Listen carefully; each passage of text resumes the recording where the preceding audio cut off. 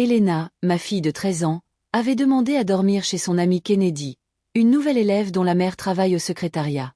D'habitude, j'accueille tout le monde chez nous, pourvu qu'ils sachent se tenir tranquilles.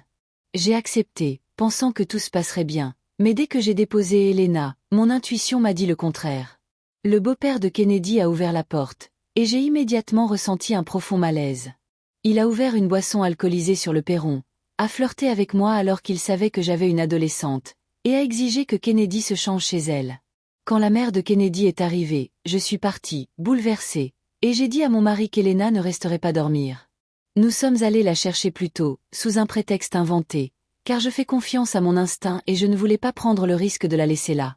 Plus tard, à la sortie de l'école, une amie m'a demandé pourquoi Elena n'était pas allée dormir chez Kennedy, et je lui ai honnêtement avoué que le beau-père m'avait vraiment mise mal à l'aise. Cette maman m'a remerciée, disant qu'elle ferait de même, et je n'y ai plus prêté attention. Mais la mère de Kennedy m'a confrontée, m'accusant d'isoler sa fille et de porter des jugements, interprétant ma prudence comme du snobisme ou de l'ingérence. Je lui ai expliqué que mon inquiétude était purement liée à la sécurité, mais elle restait inflexible, et je n'ai pas insisté. Un mois plus tard, après mûre réflexion et confirmation par un autre parent qui avait également été témoin du comportement inapproprié du beau-père envers d'autres enfants, j'ai compris que partager les faits que j'avais observés était la bonne décision. Nous n'avons jamais colporté de rumeurs, nous avons simplement informé, donnant aux autres parents le contexte nécessaire pour prendre leurs propres décisions.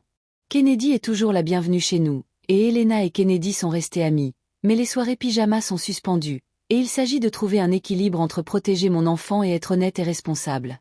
C'est difficile de voir la vie sociale de Kennedy affectée, mais je ne pouvais pas ignorer mon intuition. À travers tout cela, j'ai compris que les enfants n'ont pas à subir ces comportements d'adultes. Ils comptent sur nous pour les protéger, et même si le beau-père est simplement maladroit socialement, je ne peux pas mettre la sécurité de ma fille en danger. Par ailleurs, une amie, jeune maman, m'a confié son bébé pendant qu'elle traversait une dépression postpartum. J'ai découvert qu'elle avait oublié d'emporter le lait infantile spécial, et comme elle ignorait mes appels urgents, j'ai allaité le nourrisson moi-même pour éviter tout risque. À son retour, elle m'a accusé d'avoir outrepassé mes fonctions, m'a bloqué et a diffusé de fausses informations en ligne, alors que mon seul but était de protéger l'enfant. Les commentaires de la communauté ont conforté mon intuition, soulignant que les besoins d'un nouveau-né sont immédiats et qu'ignorer un danger potentiel, même sous la pression sociale, peut avoir de graves conséquences. Mon expérience a mis en lumière le fait que la responsabilité parentale exige parfois des décisions difficiles et inconfortables, guidées par l'intuition, l'observation et l'attention, même lorsqu'elles sont incomprises ou critiquées. Dans les deux cas, le thème central est la confiance. Faire confiance à son intuition, protéger les enfants des menaces subtiles et gérer les complexités sociales avec responsabilité. Si ces choix peuvent susciter un certain malaise ou des malentendus, ils soulignent l'importance de la sécurité et de la vigilance dans l'éducation des enfants, surtout lorsque des facteurs externes ou des comportements d'adultes peuvent présenter des risques.